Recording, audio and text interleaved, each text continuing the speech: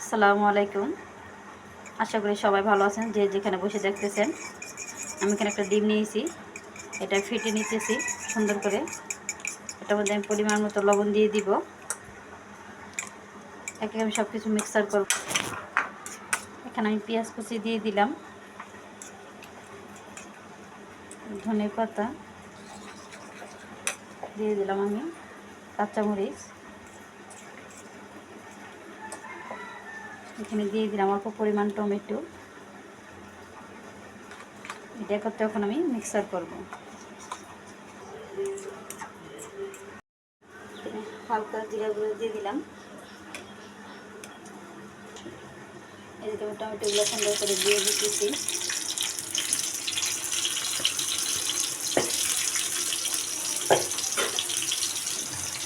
আমি এটাকে সুন্দর করে আবার একটু উল্টে দিয়ে নিব, একটু ভাজা ভাজা করে নিব।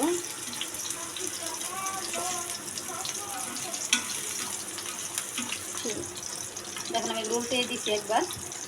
এখন এই ডিমের মধ্যে আমি সব মশলা দিয়ে ওগুলো ডিমগুলো দিয়ে দিতেছি সুন্দর করে।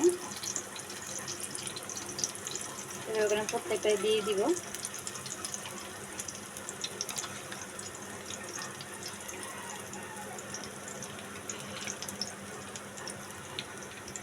দেখেন আমি সুন্দর করে প্রত্যেকটাই দিয়ে দিতেছি ভালো করে।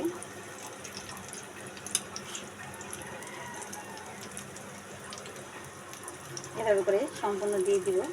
এটা সুন্দর করে যখন হয়ে যাব তখন আমি এটা আবার উল্টে দিব। তখন আমি সুন্দর করে উল্টিয়ে দিতেছি প্রত্যেকটা।